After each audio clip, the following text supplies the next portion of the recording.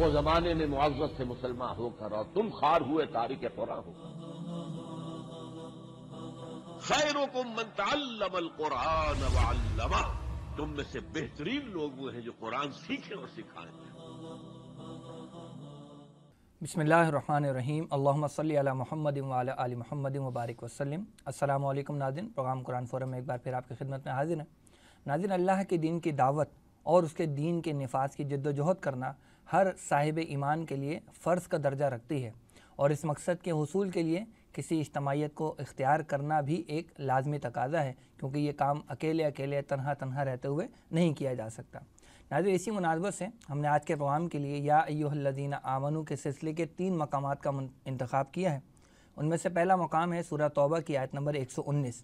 اس آیت میں اللہ سبحانہ و تعالیٰ ارشاد فرماتے ہیں: اعوذ باللہ من الشیطان الرجیم، بسم اللہ الرحمن الرحیم، یا ایھا الذین آمنوا اتقوا اللہ وکونوا مع الصادقین، صدق اللہ العظیم. اس آیت کا ترجمہ کچھ یوں ہے کہ اے اہل ایمان، اللہ کا تقوی اختیار کرو اور سچے لوگوں کے ساتھ ہو جاؤ. بقیہ 2 آیات پر انشاءاللہ بعد میں گفتگو کریں گے. آئیے گفتگو کے سلسلے کو آگے بڑھاتے ہیں. گفتگو کے لیے حضرت سابق ہمارے ساتھ موجود ہیں، ہمارے معزز مہمان، معروف دینی اسکالر و امیر تنظیم اسلامی محترم جناب شجاع الدین شیخ صاحب. آئیے ان سے گفتگو کرتے ہیں. السلام علیکم ورحمۃ اللہ وبرکاتہ. وعلیکم السلام ورحمۃ اللہ وبرکاتہ. شیخ صاحب الحمدللہ، آپ خیریت سے؟ ماشاءاللہ، اللہ کا بڑا کرم احسان ہے. شیخ صاحب، کچھ مل جل کر کام کرنے کے حوالے سے گفتگو انشاءاللہ آج ہم کریں گے. تو اس میں پہلی جو آیت ہے سورہ توبہ کی آیت نمبر 119، اس میں اللہ تعالیٰ نے فرمایا کہ یا ایھا الذین آمنوا اتقوا اللہ، اے ایمان والو اللہ کا تقوی اختیار کرو، وکونوا مع الصادقین، اور سچوں کے ساتھ ہو جاؤ. اس میں جو اللہ کا تقوی اختیار کرنے کا تقاضا ہے، اس پر تو ہم اپنے پچھلے کئی پروگراموں میں تفصیل سے گفتگو کر چکے ہیں. یہاں جو نئی بات آ رہی ہے وہ ہے کونوا مع الصادقین، کہ سچوں کے ساتھ ہو جاؤ. یہ کیا تقاضا ہے اور اس پر کیسے عمل کیا جائے؟ بسم اللہ الرحمن الرحیم. اللہم صلی علی محمد وعلی آل محمد وبارک وسلم. رب اشرح لی صدری ویسر لی امری واحلل عقدۃ من لسانی یفقہوا قولی واجعل لی وزیرا من اہلی، آمین یا رب العالمین.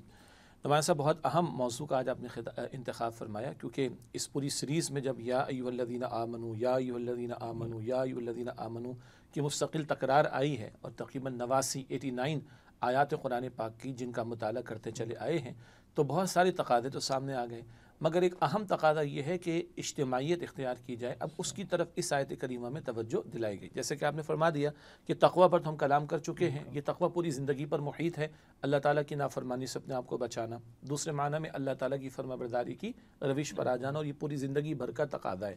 البتہ ساتھ یہاں اس آیت کریمہ میں فرمایا جا رہا ہے وَكُونُوا مَعَ الصَّادِقِينَ، صادقین کے ساتھ ہو جاؤ. کیا مراد ہے؟ مراد ہے ان کے ساتھ جڑ جانا، یعنی اجتماعیت اختیار کرنا اور مل جل کر کوشش کرنا کہ بندہ اللہ سبحانہ و تعالیٰ کا تقوی اختیار کرنے کے قابل ہو. دیکھیے، دین اسلام کا جو مزاج ہے نا، وہ اجتماعیت کا مزاج ہے. ایک سادہ دلیل تو سارے ناظرین کے علم میں ہے. ہم جب سورہ فاتحہ کی تلاوت کرتے ہیں تو ہم پڑھتے ہیں ایاک نعبد. پہلے بھی نقطہ کسی وقت بیان ہوا ہے، حالانکہ اعبدو کا لفظ بھی ہمیں آتا ہے جو کہ سورہ کافرون میں ہے. اعبدو، میں عبادت کرتا ہوں، نعبدو، ہم عبادت کرتے ہیں. چلیے، فرض نماز باجماعت بندہ ادا کر رہا ہے، امام نے تلاوت کی تو سب کی طرف سے ادا ہو گیا، ٹھیک ہو گیا. لیکن جب اکیلے نماز ادا کرتے ہیں تب بھی نعبدو ادا کرتے ہیں، اعبدو نہیں پڑھتے. گویا اللہ کی عبادت اکیلے نہیں کرنی، اجتماعی طور پر کرنی، انفرادی زندگی میں بھی کرنی اور اجتماعی زندگی میں بھی. تو ہمارے دین کا مزاج اجتماعیت کا مزاج ہے. اسی طریقے پر آپ دیکھیے، اللہ کے پیغمبر علیہ السلام نے مختلف پیرایوں میں رہنمائی عطا فرمائی. نماز کا نظام دیکھیے باجماعت ہے، جمعے کا نظام دیکھیے باجماعت. کسی کی جمعے کی نماز رہ گئی، وہ اب کیا ادا کرے گا؟ اگر جماعت نہیں ملی تو ظہر کی نماز ادا کرے گا. اسی طرح عیدین کی نماز، عید الفطر، عید الاضحیٰ ہے، وہ باجماعت ہے، اور اگر اس کسی کی رہ گئی تو قضا بھی نہیں، گناہ ملے گا اس کو، لیکن اس کی شکل ہے ہی نہیں کہ آپ اس کا کچھ کمپنسیشن کر سکیں. اسی طریقے پر ہمارے دین میں جو زکوٰۃ کا حکم ہے، اس کی اجتماعی طور پر وصولی کا تقاضا. ماہ رمضان کے روزوں کا معاملہ ہر علاقے کے اعتبار سے، دنیا بھر کی بات کریں ایک دن کا فرق تو پڑ جاتا ہے نا، ہر علاقے کے اعتبار سے ایک ہی وقت میں ماہ رمضان کا آغاز، ایک ہی وقت پر اختتام، اور عید الفطر کا منایا جانا. حج کی ادائیگی اجتماعی طور پر ہے. اسی طرح سفر کی حالت میں حدیث مبارک میں ذکر آتا ہے، ابو داؤد شریف کی روایت ہے، اگر تم میں سے 3 افراد بھی سفر پر نکلیں تو ایک کو اپنا امیر بنا لیں. یہ اجتماعی شکل ہے جو مختلف پیرایوں میں، معمولات زندگی ہوں، عبادات ہوں، سفر کا معاملہ ہو، اللہ تعالیٰ کے دین نے ہمیں اس کی رہنمائی عطا فرمائی. تو بنیادی طور پر اس آیت کریمہ میں اجتماعیت اختیار کرنے کی طرف متوجہ کیا جا رہا ہے. صحیح. اور اس میں ایک چیز یہ بھی آ سکتی ہے کہ اللہ کا تقوی پر اگر قائم رہنا ہے تو اس کے لیے بھی ضروری ہے کہ سچوں کے ساتھ ہو جاؤ. بالکل صحیح بات ہے. کئی پیرایوں میں ہم نے یہ بات اپنی سیریز میں کی ہے اور یہ مثال بھی ہم نے دی ہے کہ انسان اگر کسی مطلب برف والے کی دکان پر جا کر بیٹھ جائے گا تو ٹھنڈک مل جائے گی نا, چاہے خریدنا نہ ہو تب بھی ٹھنڈک مل جائے گی. اسی طرح بھٹی والے کی دکان پر جائے, کچھ نہ بھی کرنا ہو تو اس کی تپش تو مل جائے گی, چنگاری بھی اسے توڑ کر آ جائے گا. لوہار کی دکان پر جائے. اسی طریقے پر بندہ خیر کے ماحول میں جڑتا ہے, نیکی کے ماحول میں جڑتا ہے تو نیکی کے خیر کے اثرات وہ لے کر اٹھتا ہے. تو اللہ کا تقوی اختیار کرنے کے لیے بھی اجتماعیت اختیار کرنے کی تلقین کی جا رہی ہے. صحیح. شیخ صاحب, یہ جو یہاں پر حکم آ رہا ہے کہ اللہ کے نیک بندوں کے ساتھ, سچے لوگوں کے ساتھ جڑ جاؤ, کیا یہ تقاضا اور بھی کہیں قرآن مجید میں ہمیں ملتا ہے کہ اللہ تعالیٰ نے اس کا حکم دیا ہو مختلف انداز سے؟ جو جڑ جانے کا تقاضا ہے یہ تو مختلف پیرایوں میں قرآن حکیم میں آیا. اگر ایک بات کو ہم تھوڑا دوہرا لیں, مختلف پیرایوں میں بات ہمارے سامنے آتی رہی ہے. ہم پر بنیادی طور پر 3 ذمہ داریاں عائد ہوتی ہیں. نمبر 1, اللہ کا بندہ ہونے کے ناطے اس کی عبادت کرنا, عبادت رب جس کو کہا جائے گا.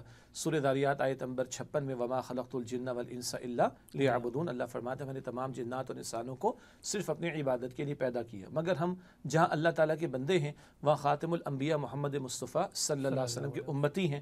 اب ان کی ختم نبوت کے بعد مزید 2 ذمہ داریاں ہم پر ہیں. یعنی خود اللہ کی بندگی کرنا ایک تقاضا, نمبر 2 اللہ کی بندگی کی دعوت دوسروں کو دینا, یہ بھی ہم سے اللہ تعالیٰ کا تقاضا ہے. ختم نبوت کے بعد اسی کام کے لیے امت کو کھڑا کیا گیا. سورہ آل عمران آیت نمبر 110 ہے, کنتم خیر امت اخرجت للناس تأمرون بالمعروف وتنہون عن المنکر, تم بہترین امت ہو جنہیں لوگوں کے لیے برپا کیا گیا, تم نیکی کا حکم دو گے, بدی سے روکو گے. پھر قرآن حکیم اس سے اگلی بات بھی ہمارے سامنے رکھتا ہے کہ پیغمبروں نے اللہ کے دین کو قائم کرنے کی جد و جہد کی. رسول اللہ علیہ السلام نے بالفعل دین کو غالب کر کے دکھایا. حضور کا مشن بھی قرآن پاک بیان کرتا ہے. سورہ صف کی آیت نمبر 9 میں لیظہرہ علی الدین کلی, اللہ کی زمین پر, نظام زندگی پر آپ اللہ کے دین کو غالب فرما دیں. اب یہ تقاضا بھی امت سے کہ وہ دین کو قائم کرنے کی جد و جہد کریں. سورہ شورا کی آیت نمبر 13 میں ہمیں فرمایا گیا اقیم الدین ولا تتفرقوا فی, دین کو قائم کرنے کی اسٹرگل کرو, محنت کرو, جد و جہد کرو, اس بارے میں کسی تفرقے میں مبتلا نہ ہو جاؤ. یہ جو ہماری دینی ذمہ داریاں, خود اللہ کی بندگی کرنا, دوسروں کو بندگی کی دعوت دینا اور بندگی والے نظام کو قائم کرنے کی جد و جہد کرنا, ان کے لیے مختلف پیرایوں میں احکامات قرآن حکیم میں ہیں. اور ساتھ ساتھ ان کاموں کو انجام دینے کے لیے اللہ تعالیٰ ہم سے اجتماعیت اختیار کرنے کا تقاضا کرتا ہے. مثلا ابھی جس آیت کریمہ کا آپ نے انتخاب کیا اس میں پہلی بات تو آ گئی, اللہ کا تقوی اختیار کرنے کے ساتھ کہا جائے کہ کونوا مع الصادقین, سچے لوگوں کے ساتھ جڑ جاؤ. ایک سوال آتا ہے کہ سچے لوگ کون ہیں؟ اللہ تعالیٰ نے مختلف پیرایوں میں قرآن پاک میں اس کو بیان فرمایا. سورہ حجرات کی آیت نمبر 15 میں بھی ذکر آتا ہے سچے ایمان والے کون ہیں.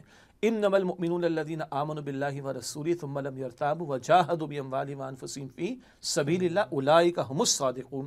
سچے پکے ایمان والے تو وہی ہیں جو ایمان لائے اللہ تعالیٰ پر, اس کے رسول علیہ السلام پر, پھر کسی شک میں مبتلا نہ ہو. یہ سچا پکا ایمان, اور جہاد کی اپنے مال اور اپنی جانوں سے اللہ کی راہ میں انہوں نے, یہی صادقین ہیں.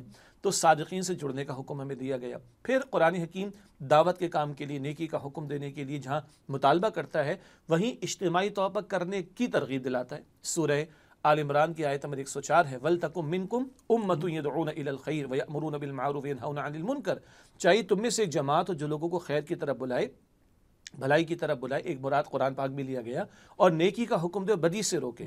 تو خیر کا کام کرنے, نیکی کا حکم دینے, بدی سے روکنے کے لیے بھی اجتماعی طور پر کام کرنے کی ترغیب دلائی گئی. پھر اللہ کے دین کی سربلندی, نبی اکرم علیہ السلام کا دور مبارک دیکھیں, وہاں تو قتال کا میدان بھی سجا. جی ہم نے جہاد فی سبیل اللہ پر کلام بھی کیا تھا, مختصراً بات آ بھی گئی تھی. تو حضور کے دور میں تو قتال بھی ہوا. تو کبھی اللہ کے دین کی سربلندی اور اس کے قیام و نفاذ کے لیے شاید قتال کا میدان بھی سجے, تصادم کا مرحلہ بھی آئے, وہاں پر بھی ایک مضبوط جماعت ہونا ضروری ہے. سورہ صف کی آیت نمبر 4 میں اللہ تعالیٰ فرماتا ہے ان اللہ یحب الذین یقاتلون فی سبیلہ صفا کأنہم بنیان مرصوص, بے شک اللہ تعالیٰ ان سے محبت فرماتا ہے جو اللہ کی راہ میں سیسا پلائی ہوئی مضبوط دیوار کی طرح جم کر جڑ کر جو ہے وہ قتال کرتے ہیں. تو ان تمام دینی فرائض کو ادا کرنے کے لیے بار بار اجتماعیت کا تقاضا قرآن پاک ہمارے سامنے رکھتا ہے. اور سورہ عصر تو سب کو یاد ہے, وتواصوا بالحق وتواصوا بالصبر, جو اللہ تعالیٰ فرماتا ہے سورہ عصر میں ایمان لائے اور نیک عمل کیے کافی نہیں ہے. آگے فرمایا مل جل کر حق کی وصیت کرنا, مل جل کر صبر کی وصیت کرنا, یہ کام بھی مل جل کر کرنے کا تقاضا قرآن پاک نے کیا. ان مختلف جواب تھوڑا طویل ہو گیا, مگر ان مختلف پیرایوں میں اللہ تعالیٰ اجتماعیت اختیار کرنے کی ہمیں تعلیم دیتا ہے. شیخ صاحب, یہ جو اجتماعیت ہے اس کی شکل صورت کیا ہو سکتی ہے, اس پر آگے چل کے انشاءاللہ گفتگو کریں گے. فی الحال ہم آگے بڑھتے ہیں اور اگلی جو آیت آج کے پروگرام کا حصہ ہے وہ سورہ صف کی آیت نمبر 14. ناظرین, اس آیت میں اللہ سبحانہ و تعالیٰ نے ارشاد فرمایا ہے اعوذ باللہ من الشیطان الرجیم بسم اللہ الرحمن الرحیم या अय्युहल्लज़ीन आमनू कूनू अंसारल्लाहि कमा क़ाला ईसा इब्न मरियम लिल हवारिय्यीन मन अंसारी इलल्लाह क़ालल हवारिय्यून नहनु अंसारुल्लाह फ़आमनत ताइफ़तुम मिन बनी इसराईल व कफ़रत ताइफ़ा फ़अय्यदनल्लज़ीन आमनू अला अदुव्विहिम फ़अस्बहू ज़ाहिरीन। सदक़ल्लाहुल अज़ीम। इस आयत का तर्जुमा कुछ यूँ है कि ए अहले ईमान, तुम अल्लाह के मददगार बन जाओ, जैसे कहा ईसा इब्न मरियम अलैहिस्सलाम ने हवारियों से, कौन है मेरे मददगार अल्लाह की तरफ। हवारियों ने कहा हम हैं अल्लाह के मददगार। तो बनी इसराइल का एक गिरोह ईमान ले आया और दूसरे गिरोह ने कुफ्र किया, तो हमने मदद की उनकी जो ईमान लाए थे उनके दुश्मनों के ख़िलाफ़, तो वही गालिब हुए। शेख साहब, ये जो आयत मुबारक है सूरह सफ़ की आखिरी आयत, आयत नंबर 14, इसमें जो या अय्युहल्लज़ीना आमनू से ख़िताब करके जो हुक्म दिया गया वो है कूनू अंसार अल्लाह, यानी अल्लाह के मददगार बन जाओ। तो यहाँ ये सवाल पैदा होता है कि अल्लाह को मदद की क्या ज़रूरत है, उसको यकीन आप बेहतर वाज़ेह करेंगे, और मुराद क्या है, कैसे हम अल्लाह के मददगार बन सकते हैं। जी, पहली वज़ाहत तो आपने इशारतन फरमा भी दी कि अल्लाह ताला को क्या किसी मदद की हाजत है, सवाल ही पैदा नहीं होता। अल्लाह तो अला कुल्ली शैइन क़दीर है, वो खालिक़ कायनात, मालिक कायनात है, मुदब्बिर कायनात है, सारी कायनात का पैदा करने वाला, उसकी मिल्कियत रखने वाला, उसका चलाने वाला, जी सब उसके मोहताज, वो किसी का मोहताज नहीं है। तो पहली बात, अल्लाह को तो किसी मदद की हाजत नहीं है। हाँ, फिर अल्लाह ताला जो फरमा रहा है, तो पहला वाज़ेह जवाब ये है कि ये अल्लाह ताला अपने ईमान वाले बंदों की तरगीब और तशवीक़ के लिए और उनकी मोटिवेशन और इंस्पिरेशन के लिए अपनी शान करीमी का इजहार फरमाता है। देखिए, अल्लाह ताला ने हमें अपनी इबादत के लिए पैदा किया, और इससे आगे बढ़कर हमसे ये भी तकाज़ा है कि हम अल्लाह की इबादत की दावत दूसरों को भी दें और अल्लाह की बंदगी पर मबनी निज़ाम को कायम करने की जिद्दोजहद करें। आलम ज़ाहिर में हक़ व बातिल का मार्का पहले दिन से चला आ रहा है। इस हक़ व बातिल के मार्के के दौरान में हक़ वालों से तकाज़ा है कि अपनी जान को, माल को, वक्त को, औलाद को, सलाहियतों को, वसाइल को अल्लाह के कलमे की सरबुलंदी के लिए लगाएं। हाँ, दीन अल्लाह का है और हकीकतन तो अल्लाह ताला ही गालिब फरमाएगा, लेकिन आलम ज़ाहिर में दुनिया के मामलात असबाब के तहत भी चलते हैं। तो वो ईमान वालों से तकादा करता है कि वो अल्लाह के दीन की सरबुलंदी के लिए जिद्दोजहद करे। लेकिन जब ईमान वाले अपना फ़र्ज़ अदा करते हैं अपनी नजात के हुसूल के लिए और जान माल को, वक्त, सलाहियतों को लगाते, तो अल्लाह की शान करीमी ये है, वो ये फरमाता है कि तुम तो मेरे मददगार हो। हालांकि उसको हाजत नहीं, ये हमारी शान करीमी, उसकी शान करीमी हमारी तरगीब व तशवीक़ के लिए। जैसे कुरान पाक में बड़ा प्यारा मकाम है सूरह अनफाल में, जहाँ बदर का तबसरा आता है और अल्लाह ताला इरशाद फरमाता है, फलम तक़्तुलूहुम वलाकिन्नल्लाह क़तलहुम वमा रमैत इज़ रमैत वलाकिन्नल्लाह रमा। ए मुसलमानों, तुमने कत्ल थोड़ी किया इन काफिरों को, अल्लाह ने कत्ल किया। और ए नबी अलैहिस्सलाम, मट्टी आपने नहीं फेंकी, मट्टी तो अल्लाह ने फेंकी। आलम ज़ाहिर में देखें सहाबा मौजूद हैं, चाहे चंद घोड़े, चंद तलवारें और चंद नेज़ उनके पास है, मगर मौजूद तो है। आलम ज़ाहिर में देखें हुजूर का मुबारक हाथ था, हुजूर के मुबारक हाथ की मुट्ठी थी, उसमें मट्टी थी, हुजूर ने फेंका उनकी तरफ, शाहतिल वजू कह के। ये सब हुजूर ने किया सल्लल्लाहु अलैहि वसल्लम आलम ज़ाहिर में। अल्लाह फरमाता है, नबी आप नहीं कर रहे, हम कर रहे हैं काम। ए मुसलमानों, तुम कत्ल नहीं कर रहे, हम इनको कत्ल कर रहे हैं। तो ये असल में अल्लाह ताला की तरफ से अहले ईमान की तरगीब और तशवीक़ का अंदाज़ है। अब ईमान वाले भी तो सोचे, खालिक़ कायनात के क़ुर्ब का इससे बढ़कर क्या मकाम होगा, रूहानियत की इससे ऊपर क्या मेराज होगी कि बंदा अमल करे और खालिक उसकी तरगीब के लिए कहे कि तू नहीं कर रहा, मैं कर रहा हूँ। तो अल्लाह की शान करीमी का बयान है, अल्लाह को तो कोई हाजत नहीं, ये बंदों की तरगीब और तशवीक़ का अंदाज़ है, ताकि बंदे इस तरगीब और तशवीक़ को सुने, समझें, माने और अल्लाह के कलमे की सरबुलंदी के लिए अपना सब कुछ लगाने को तैयार हो जाए। गोया ये अल्लाह के दीन का काम जो है इतने सादत का अमल है कि अल्लाह ताला का मददगार गोया करार पाता है वो। यानी बाकी जो पहलू हैं इबादत वगैरह के, तो उसमें अल्लाह ताला ने ये लफ्ज़ इस्तेमाल नहीं किया। हाँ, नमाज अदा कर रहा है बंदा, अल्लाह के लिए कर रहा है, अपना फ़र्ज़ पूरा कर रहा है, ज़कात दे रहा है, रोज़ा रख रहा है, ये सब आमाल काबिल कबूल होंगे इंशाअल्लाह और बाइस अजर भी होंगे, मगर इन पर अल्लाह नहीं ने कहा कि तो मेरी मदद कर रहा हूँ। लेकिन जब बंदा अल्लाह की बंदगी के तकाज़ों को अदा करते करते उसकी बंदगी वाले निज़ाम के क़याम के लिए खड़ा होता है, तब अल्लाह कहता है कि तू मेरा काम कर रहा है। तो इसकी शान करीमी का बयान सामने आ रहा है। शेख साहब, आयत के अगले हिस्से की तरफ चलते हैं। तो फरमाया गया कि कमा क़ाला ईसा इब्न मरियम लिल हवारियीन मन अंसारी इलल्लाह, जैसा कि ईसा इब्न मरियम अलैहिस्सलाम ने हवारियीन से कहा था कि कौन है मेरे मददगार। अब यहाँ थोड़ा सा बज़ाहिर लफ्ज़ों में फ़र्क आ रहा है। पहले आया था, हुक्म दिया गया ईमान वालों को कि अंसारुल्लाह बनो, अल्लाह के मददगार बनो, और मिसाल जो दी है वो ईसा अलैहिस्सलाम की, और ईसा अलैहिस्सलाम की जो पुकार है वो ये कि मेरे मददगार कौन है अल्लाह की जनाब में। تو یہ بظاہر کچھ تضاد سا نظر آ رہا ہے کہ ایک طرف اللہ کا مددگار کہا جا رہا ہے اور یہاں عیسیٰ علیہ السلام کہہ رہے ہیں میرے مددگار. ہاں، پہلی بات تو ہے کہ یہ جو ظاہری طور پر کبھی کبھی کچھ بظاہر تضاد نظر آتا ہے تو اس کو ریکنسائل کرنے کی ضرورت ہوتی ہے. بعض لوگوں کو غلطی لگ جاتی ہے اور وہ بیچارے کچھ فتنے میں بھی مبتلا ہو جاتے ہیں کہ دیکھو قرآن میں تو تضاد آ گیا. اور قرآن پاک میں تضاد نہیں ہوتا، ہمارے علم میں کمی ہوتی ہے، ہمارے فہم کی کمی ہوتی ہے، تو شاید بظاہر ہمیں کوئی شے متضاد لگ رہی ہوتی جبکہ ایسا ہوتا نہیں ہے. اللہ تعالیٰ خود قرآن پاک میں فرماتا ہے سورہ نساء کی آیت نمبر 82 میں وَلَوْ كَانَ مِنْ عِنْدِ غَيْرِ اللَّهِ لَوَجَدُوا فِيهِ اخْتِلَافًا كَثِيرًا، اگر اللہ کے سوا کسی اور کی طرف سے ہوتا تب تو کثیر اختلاف باتیں ہے نہیں، شاید تمہیں نظر آئے. اب آئیے اس کو ریکنسائل کر لیں. جو علماء نے بات واضح فرمائی، یہ خود اللہ تعالیٰ کی شان کریمی کی اسی جگہ اللہ تعالیٰ نے نصرت کو واضح کر دیا. اللہ فرما رہے میرے مددگار بنو، جیسے کہ عیسیٰ ابن مریم نے اپنے حواریین ساتھیوں سے کہا من انصاری الی اللہ، میرا مددگار کون ہے؟ اللہ کی طرف. آگے حواریین کا جواب کیا ہے؟ نحن انصار اللہ، ہم اللہ کے مددگار ہیں. تو اب اس پہ بھی کوئی کہہ سکتا ہے تضاد تو نہیں ہے. حواریین سے کہا رہا ہے میرا مددگار کون ہے؟ اللہ کے. وہ کہتے ہیں ہم اللہ کے مددگار ہیں. کوئی تضاد نہیں ہے. پیغمبر یعنی عیسیٰ علیہ السلام اللہ کے رسول ہیں اور اللہ کے دین کے کام کے لیے پکار رہے ہیں. اس سے ایک اور بات معلوم ہوئی، پیغمبروں کے سامنے بھی یہ بات واضح تھی کہ یہ کام اکیلے نہیں ہوگا. اس کے لیے جماعت کی ضرورت ہوگی، اس کے لیے اجتماعیت کی ضرورت ہوگی، لوگوں کو پکار لگانا ہوگی، لوگوں کو جمع کرنا ہوگا، لوگوں کو منظم کرنا ہوگا، ان کی تربیت کرنا ہوگی. یہ کلیئرٹی خود قرآن پاک سے آ رہی ہے اور عیسیٰ علیہ السلام کے تعلق سے. اچھا، اب عیسیٰ علیہ السلام اللہ کے رسول ہیں اور اللہ کے دین کے لیے محنت کر رہے ہیں اور ان کے پیش نظر بھی اللہ کے دین کے قیام کی محنت تھی. یہ الگ بات ہے، یہود ان کے دشمن ہو گئے معاذ اللہ اور ان کے خلاف سازشیں کی ہیں. اللہ نے ان کو آسمانوں پر بلند فرما لیا، قیامت سے قبل دوبارہ تشریف لائیں گے. اور ہاں، اب ایک امتی کی حیثیت میں آئیں گے نبی علیہ السلام کی، اور ان کی زندگی میں دین غالب بھی ہوگا انشاءاللہ تعالی. وہ تفصیل تو احادیث مبارکہ میں آتی ہے. البتہ وہ اللہ کے رسول ہیں اور اللہ کے دین کے لیے محنت کر رہے ہیں اور پکار لگا رہے کہ میرا مددگار کون ہے؟ اللہ کی طرف. میرے کے ساتھ اللہ کی طرف کی بات بھی آ رہی اور ان کے حوادین جواب دے رہے ہم اللہ کے مددگار ہیں. مراد پیغمبر کی پکار پر لبیک کہنا. پیغمبر اللہ کے دین کے کام میں لگے ہوئے، اس کام میں اگر تم لگتے ہو تو یہ پیغمبر کی نصرت کرنا گویا کس کی نصرت ہے؟ اللہ کی نصرت ہے. اس آیت کریمہ ہی میں جواب اللہ تعالیٰ ہمیں عطا فرما رہے. جو پہلی مرتبہ سننے والے کو پریشانی ہوتی ہے کہ اللہ کو کون سی مدد کی حاجت ہے، تو یہاں جو اللہ تعالیٰ کی نصرت قرار دی جا رہی ہے وہ کیا ہے؟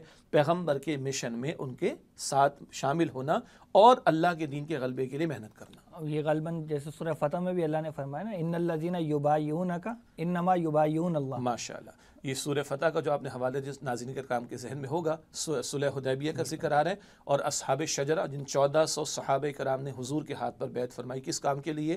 سیدنا عثمان رضی اللہ تعالیٰ عنہ کی شہادت کی افواہ پھیل گئی تو خون عثمان کا بدلہ لینے کے لیے 1400 صحابہ نے بیعت کی. اور اللہ سب کو کہتا ہے کہ اللہ ان سے لقد رضی اللہ عن المؤمنین، اللہ تعالیٰ ایمان والوں سے راضی ہو گیا.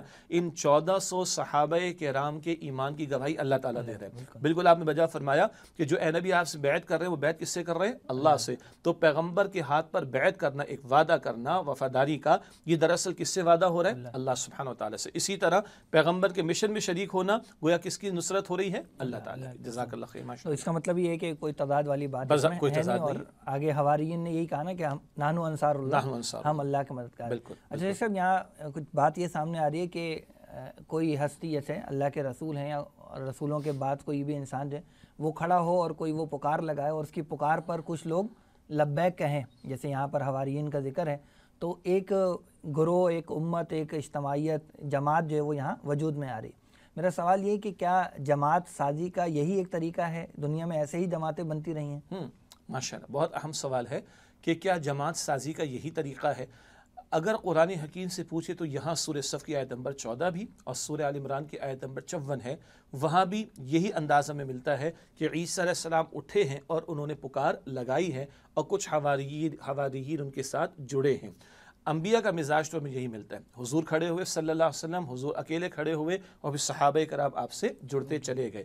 تو دینی پیراڈائم میں اگر دیکھیں، دینی مزاج کے اعتبار سے دیکھیں تو ایک شخص کھڑا ہوتا ہے. پہلے انبیاء تھے، اب نبوت کا دروازہ بند ہو گیا، اب کوئی مصلح کھڑا ہوگا کوئی داعی قرآن، کوئی داعی دین کھڑا ہوگا اور وہ لوگوں کے سامنے دین کے تقاضوں کو رکھے گا اور کہے گا بھائی یہ ہیں وہ ذمہ داریاں جو ہم پر عائد ہوتی ہیں اور ان کو اکیلے ادا کرنا ممکن نہیں، تو اس کام میں کون میرا ساتھ دیتا ہے؟ گویا کہ اس کو ہم کہیں گے کہ دینی پیراڈائم میں، دینی مزاج کے اعتبار سے دیکھیں تو جماعت کا معاملہ کیا ہے؟ ایک فرد کھڑا ہوتا ہے اور پھر جماعت بنتی چلی جاتی ہے۔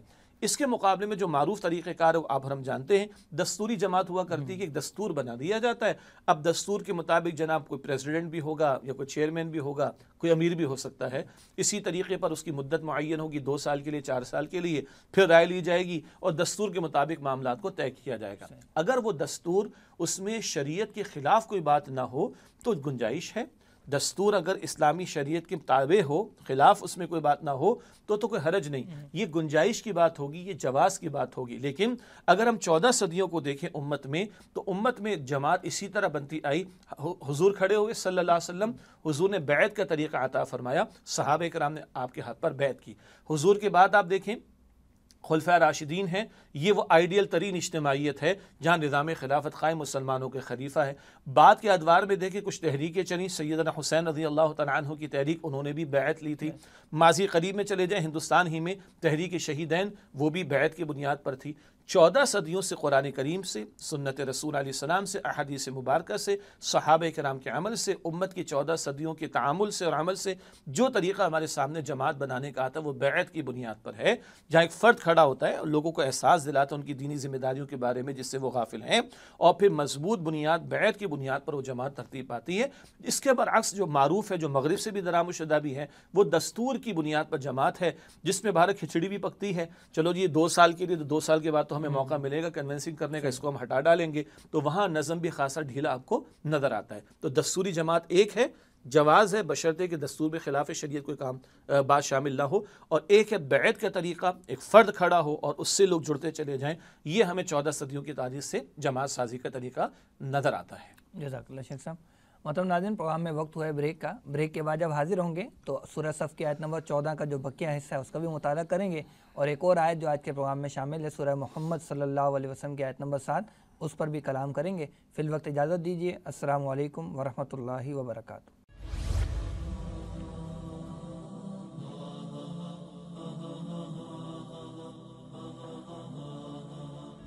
وہ زمانے میں معزز سے مسلمان ہو کر اور تم خار ہوئے تارک قرآن ہو۔ خیرکم من تعلم القرآن وعلمہ، تم میں سے بہترین لوگ وہ ہیں جو قرآن سیکھیں اور سکھائیں۔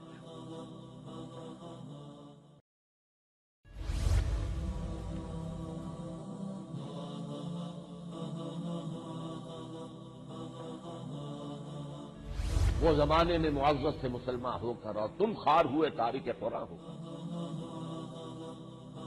خیرکم من تعلم القرآن وعلمہ، تم میں سے بہترین لوگ وہ ہیں جو قرآن سیکھیں اور سکھائیں۔ السلام علیکم ورحمۃ اللہ وبرکاتہ۔ محترم ناظرین، پروگرام قرآن فورم میں ایک بار پھر آپ کو خوش آمدید کہتے ہیں۔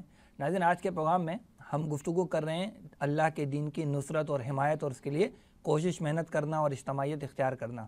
اب تک پروگرام میں ہم سورہ توبہ کی آیت نمبر 119 کا مطالعہ کر چکے ہیں اور سورہ صف کی آیت نمبر 14 پر گفتگو جاری ہے۔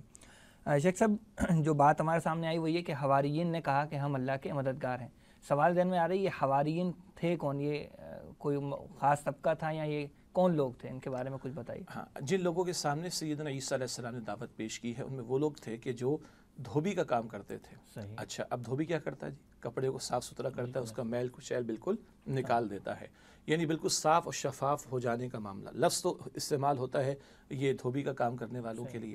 البتہ جن لوگوں نے عیسیٰ علیہ السلام کا واقعتاً ساتھ دیا، ان کا باطن بھی صاف ہوا، ان کا باطن پاک ہوا، اور وہ اپنے کردار کے اعتبار سے بھی پاک ہوئے۔ اور سچی بات ہے کہ دعوت دین کے کام کے دوران میں جو مشقت عیسیٰ علیہ السلام اور بعد میں ان کے مخلص ساتھیوں کو اٹھانا پڑی، اس کی کم ہی مثالیں اور اقوام میں یا امتوں میں ہمیں ملیں گی۔ تو ظاہری اعتبار سے وہ دھوبی کا کام کرنے والے تھے، مگر جب ایمان کی دولت ان کو ملی تو وہ خود پاک ہوئے ہیں اور ان کا باطن پاک ہوا ہے، اور بعد میں پھر انہوں نے دعوت دین کا کام کیا ہوگا تو دوسروں کو پاک کرنے کا کام انہوں نے شروع کیا۔ حاصل کلام یہ عیسیٰ علیہ السلام کے ان ساتھیوں کے لیے جو مخلص تھے اور ان کے کام میں اور مشن میں ساتھ دینے والے تھے، ان کے لیے استعمال ہوا۔ تو یہ تو بڑا پیارا لفظ ہے۔ اسی طرح احادیث مبارکہ میں حضرت زبیر رضی اللہ تعالیٰ عنہ کے بارے میں آتا ہے کہ یہ میرے حواری ہیں۔ کون؟ حضرت زبیر رضی اللہ تعالیٰ عنہ، یعنی باطن کے بھی پاک، ایمان کی روشنی ان کو میسر آ گئی، پھر نبی اکرم صلی اللہ علیہ وسلم کے ساتھ رہنے والے اور تنہائی کے محافل میں رہنے والے، تنہائی کے مواقع پر رہنے والے، حضور کے راز کو جاننے والے، یعنی وہی پہلو صداقت کا اور سچائی کا اور پاکیزگی کا، وہ اللہ کے رسول علیہ السلام کا ٹریبیوٹ ہے حضرت زبیر رضی اللہ تعالیٰ عنہ کے بارے میں۔ اس وجہ سے اتنا تو معلوم ہوا کہ حواریین کا لفظ کوئی اچھے لوگوں کے لیے، پاکیزہ لوگوں کے لیے، صادق لوگوں کے لیے، کردار کے سچے لوگوں کے لیے استعمال ہوتا ہے۔ ہمارے ہاں کچھ چیزیں غلط استعمال ہو جاتی ہیں الفاظ کے اعتبار سے۔ ہمارے لوگ کہتے ہیں امریکہ اور اس کے حواری، ہاں کوئی نیگیٹو کردار رکھنے والا فرد یا ادار اور اس کے حواری، تو حواری تو پازیٹیو استعمال ہونے والا لفظ ہے، نیگیٹو استعمال ہونے والا لفظ نہیں ہے۔ اس کے حوالے سے بھی احتیاط کرنے کی ضرورت ہے۔ صحیح بات۔ شیخ صاحب، یہ جو تقاضا آیا تھا کہ کونو انصار اللہ، سوال یہ ہے کہ کیا یہ تقاضا صرف صحابہ کرام سے تھا یا آج کی امت کے افراد سے بھی یہ تقاضا ہے؟ ایک بات، اور اگر یہ آج بھی تقاضا ہے تو آج اس پر میں اور آپ کیسے عمل کریں؟ ماشاءاللہ، دو تین نقطے اس میں سمجھنے کی ضرورت ہے۔ دیکھیے، جہاں انصار اللہ ہے وہاں ایک اصطلاح قرآن میں آتی ہے حزب اللہ کی۔ صحیح۔ تو اللہ کی پارٹی ہے، دو ہی ہیں، حزب اللہ ہے یا حزب الشیطان ہے۔ تو ظاہری بات ہم حزب اللہ میں شامل ہونا ہے۔ اب حزب اللہ کے کرنے کا کام کیا ہے؟ وہی کام جس کا ذکر پہلا ہے، خود اللہ کی بندگی کی کوشش، اللہ کی بندگی کی دعوت اور اللہ کی بندگی پر مبنی نظام کو قائم کرنے کی جد و جہد کرنا۔ اب یہ سوال کہ کیا یہ خطاب آج بھی ہے؟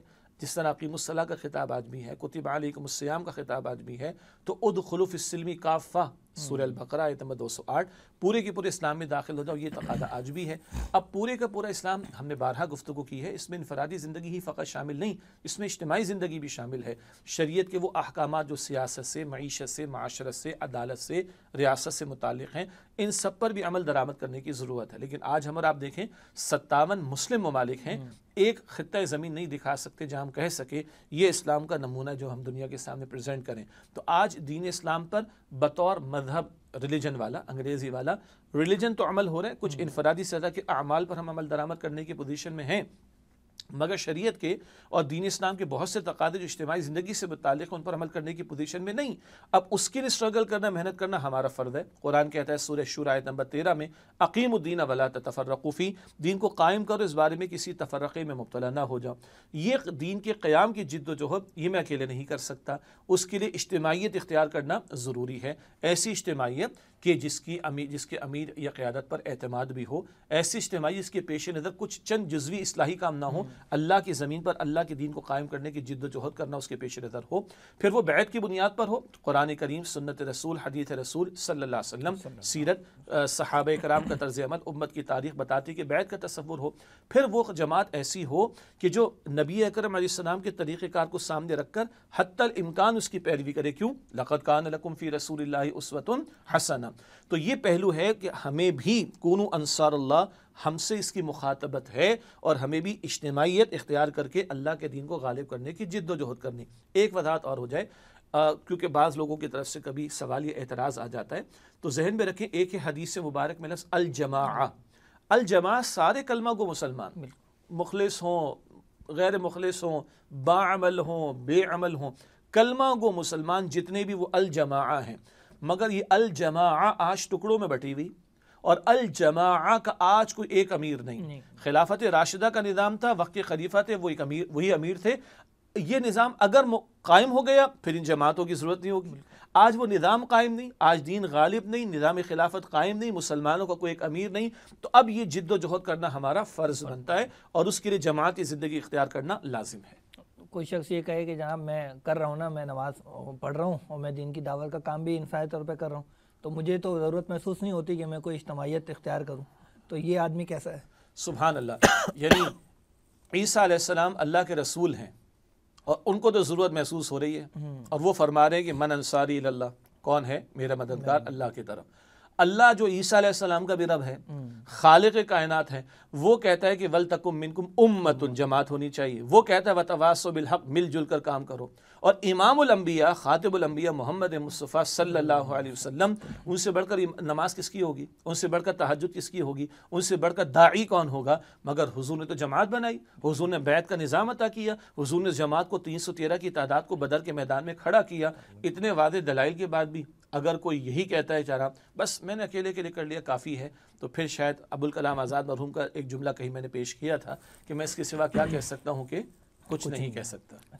اچھا، اگر مل جل کر کام کیا جائے، جماعت اختیار کرے، تو کچھ فائدہ بھی ہوتا ہے کام کرنے سے مل کر؟ ظاہری بات ہے، وہ دنیا کا کوئی بھی بامقصد کام ہو نا، جس میں کوئی رزلٹ حاصل کرنا مقصود ہو، وہ اکیلے ہو ہی نہیں سکتا۔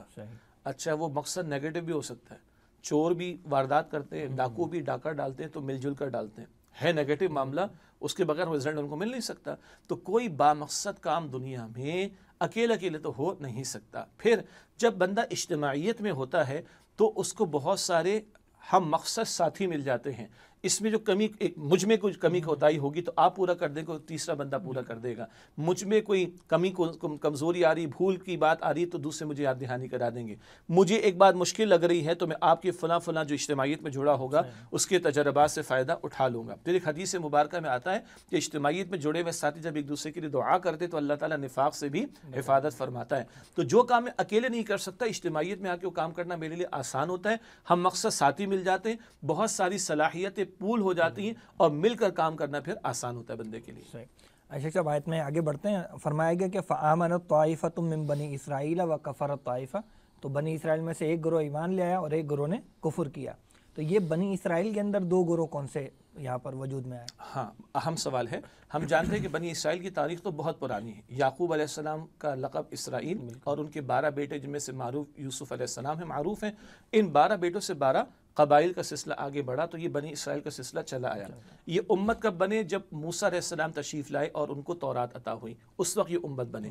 موسیٰ علیہ السلام کی 14 صدیوں کے بعد جا کر عیسیٰ علیہ السلام ہیں، اور عیسیٰ علیہ السلام ان کے بنی اسرائیل کے آخری نبی، تمام انسانوں کے آخری رسول تو حضور ہیں صلی اللہ علیہ وسلم۔ یہ 1400 برس کا ٹائم ہے۔ اسی میں بعد میں بگاڑ پیدا ہوا تو یہودیت نے جنم لیا، بعد میں عیسیٰ علیہ السلام کے بعد بگاڑ پیدا ہوا تو عیسائیت نے جنم لیا۔ لیکن جب عیسیٰ علیہ السلام موجود تھے تو یہود موجود تھے جنہوں نے معاذ اللہ ان کا انکار بھی کیا اور ان کے خلاف سازشیں بھی کی۔ تو بتایا جو جا رہا ہے کہ ایک گروہ بنی اسرائیل میں سے ایمان لائے، دوسرے نے انکار کیا۔ ایمان لانے والے کون ہیں؟ اصلاً تو ان کے حواریین اور بعد میں وہی نصارہ کہ جنہوں نے عیسیٰ علیہ السلام کی تعلیم کو قبول کیا۔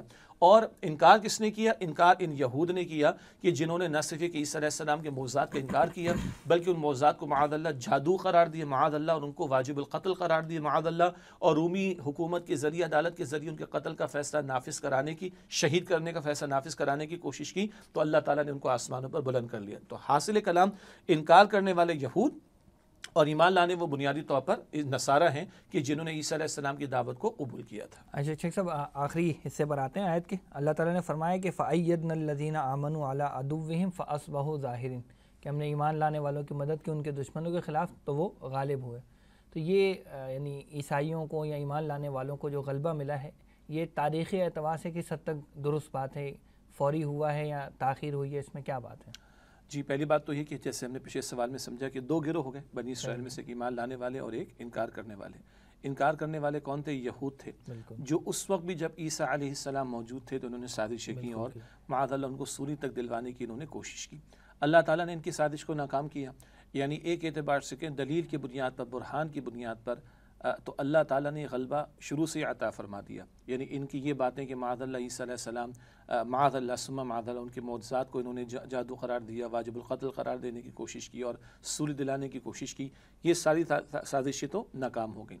رہا یہ معاملہ کہ بالفعل غلبے کا معاملہ، نصارہ کو آیت کریمہ سے محسوس ہو رہا ہے کہ یہ فوری معاملہ ہوا ہے، لیکن قرآن کریم بھی اپنا ایک اعجاز رکھتا ہے نا کہ وہ صدیوں کے واقعات کو ایک ہی مقام پر یا کچھ آیات کے یا کچھ جملوں کے اندر سمو دیتا ہے۔ تاریخ اعتبار سے بات واضح ہے کہ کوئی 300 برس لگے ہیں واقعتاً، حقیقتاً، فزیکلی، عملی غلبہ پانے کے اعتبار سے، اور اس دوران میں جو 200-250 برس یا بلکہ یوں کہیں 3 صدیاں گزری ہیں، اس دوران میں عیسیٰ علیہ السلام کے ساتھیوں نے یا ان کے ماننے والوں نے بڑی قربانیاں دی ہیں۔ یعنی اس میں کوئی شک نہیں ہے کہ جس قدر نرمی کا پہلو عیسیٰ علیہ السلام میں تھا، اور حتیٰ کہ یہ معاملہ کہ دعوت کے عمل میں وہ فرماتے تھے کوئی تمہارے دائیں گال پر تھپڑ مار دے جب تم اللہ کی راہ میں نکلے ہو، دعوت پیش کر رہے ہو دین کی، تو دوسرا گال بھی پیش کر دو۔ اور بالفعل یوں کہیے کہ عیسیٰ علیہ السلام کی پیروی کرنے والوں میں اللہ تعالیٰ نے رأفت اور رحمت رکھی تھی، یہ الفاظ سورہ حدید میں بھی آتے ہیں، اور انہوں نے بڑی جاں غسل محنت کی ہے اور بڑی مشقتیں اٹھائی ہیں، تاں آ کے 300 برس کم و بیش کے بعد کہہ لیں یعنی 300 عیسوی کے اندر رومی سلطنت، وہ رومی سلطنت پوری کی پوری عیسائیت قبول کر لیتی ہے، اور ظاہری بات ہے سلطنت کا عیسائیت قبول کر لینا، وہ سلطنت کے ساتھ پہ ریاست کے سارے وسائل بھی آتے ہیں، قوت نافذہ بھی آتی ہے، طاقت بھی آتی ہے، اس اعتبار سے یہ 300 برس تو لگے ہیں، اور بالفعل پھر معاملہ یہ ہوا کہ نصارہ کو غلبہ اللہ تعالیٰ نے عطا فرمایا یہود کے مقابلے میں۔ باقی یہود کی تاریخ تو بھری پڑی ہے، جو ان کا ڈائسپورا کا معاملہ ہوا اور صدیوں یہ پٹتے رہے ہیں، اور ان کی ہزاروں لاکھوں کی تعداد میں قتل و غارت کا معاملہ بنا ہے، وہ ذلت اور رسوائی ان کی اپنی جگہ۔ آخری بات یہ ہے، یہ تو اسرائیل بنا 1948 میں، تو ان کو کچھ سکون میسر آیا ہے، اس سے پہلے تو دنیا میں تتر بتر رہے، تو وہ ان کا مغلوب ہونے کا پہلو تو صدیوں کے اعتبار سے بہت زیادہ واضح رہا ہے۔ البتہ عیسیٰ علیہ السلام کی پیروی کرنے والوں کو جو فزیکلی غلبہ ملا، وہ تاریخ ہمیں بتاتی کہ تقریباً 300 برس کے بعد جا کر ملا ہے۔ جی، اس میں ان کو کافی قربانیاں بھی دینا پڑی، غالباً سورہ بروج میں بھی انہی لوگوں کا تذکرہ ہے جنہوں نے جانوں کے نذرانے دیے۔ ہاں، سورہ بروج میں جو وہ خندقوں والا واقعہ آتا ہے کہ اللہ کے وہ مومن بندے کی جنہوں نے جان دینا گوارا کیا مگر کلمہ حق چھوڑنا گوارا نہ کیا، وہ یہی حضرت عیسیٰ علیہ السلام کے ماننے والوں کا ذکر آ رہا ہے کہ جنہوں نے خندقوں میں کودنا گوارا کر لیا مگر کلمہ حق کو کہنا یا اس پر کاربند رہنا نہیں چھوڑا۔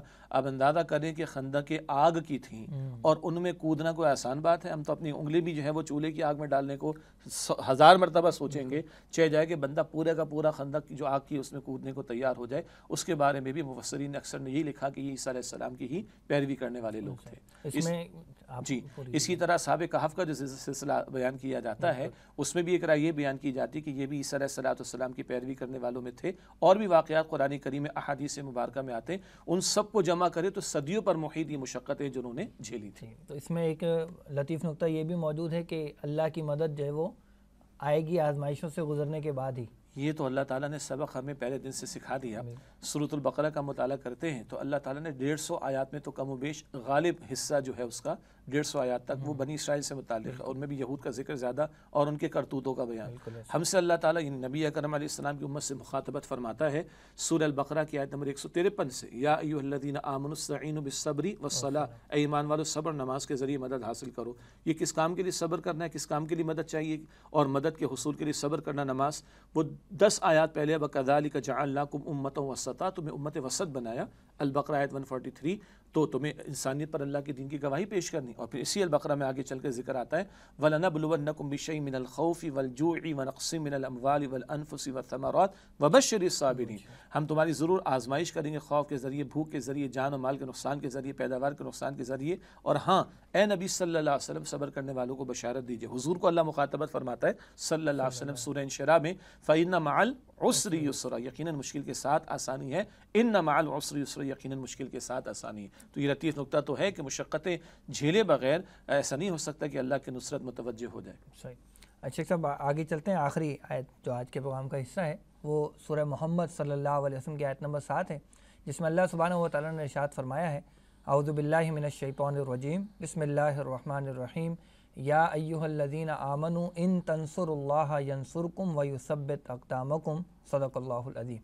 اس آیت کا ترجمہ یوں ہے کہ اے اہل ایمان، اگر تم اللہ کی مدد کرو گے تو اللہ تمہاری مدد کرے گا اور وہ تمہارے قدموں کو جما دے گا۔ شیخ صاحب، یہ جو ایک ہی آیت ہے، مختصر سی اس پر ایک ہی سوال آپ سے کروں گا۔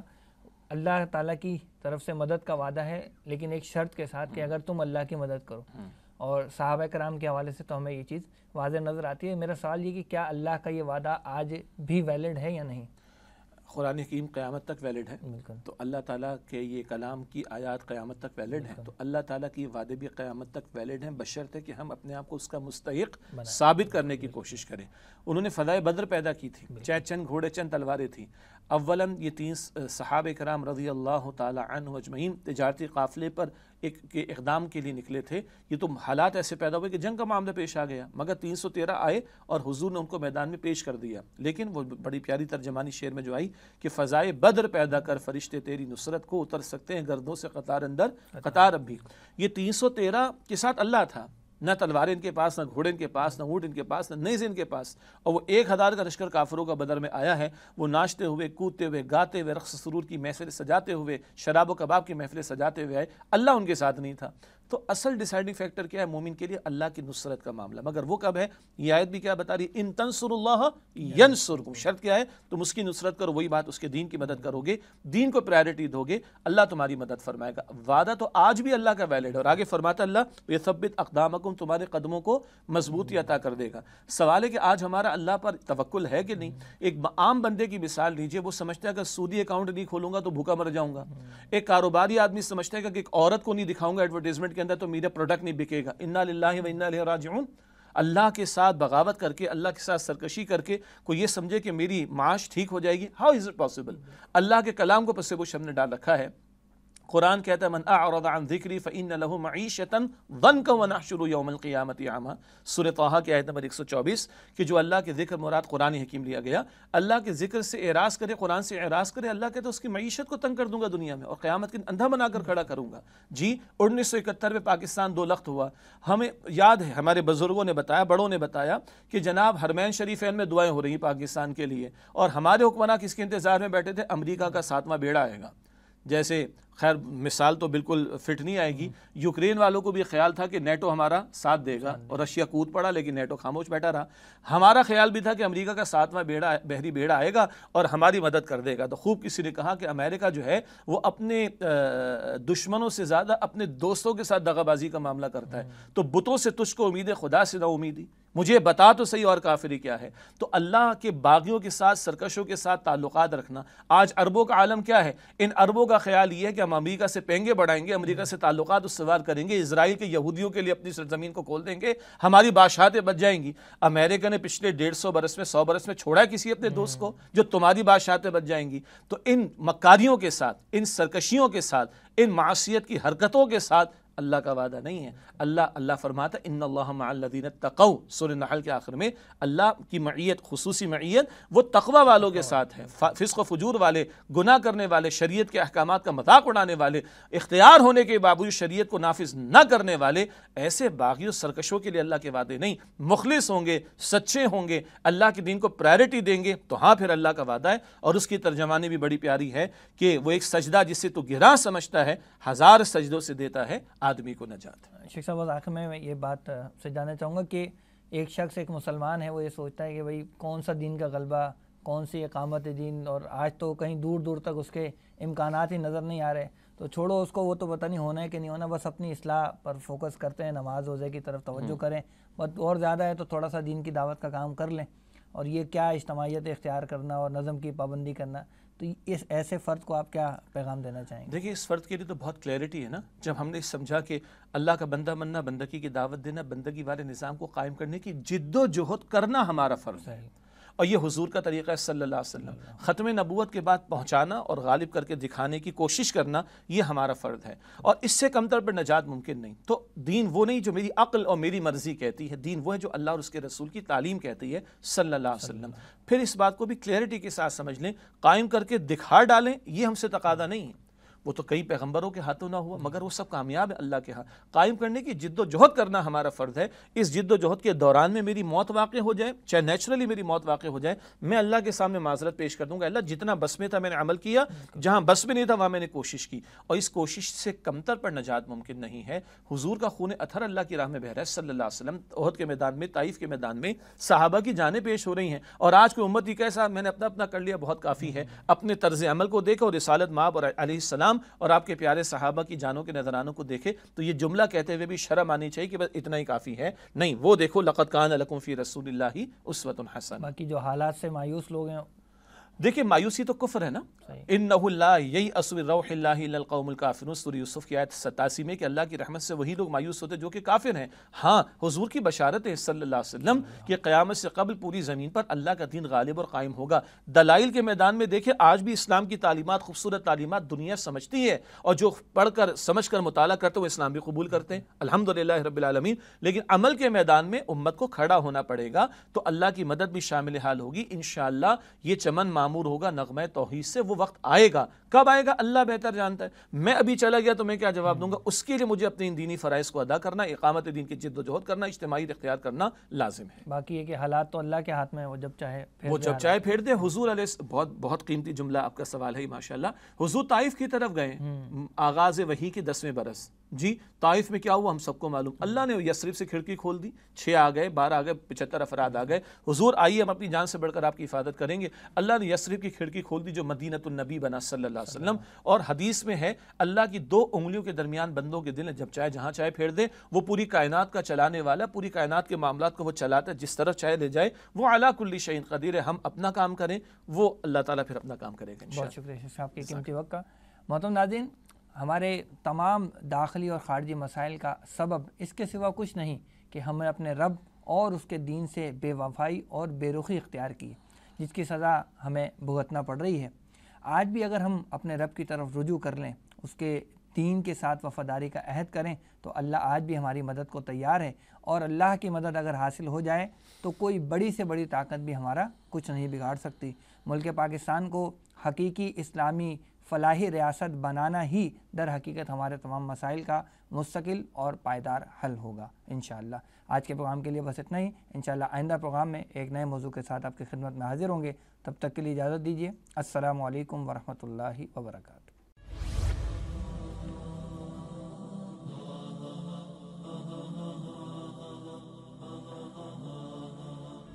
وہ زمانے میں معزز سے مسلمان ہو کر اور تم خوار ہوئے تاریخ قرآن ہو۔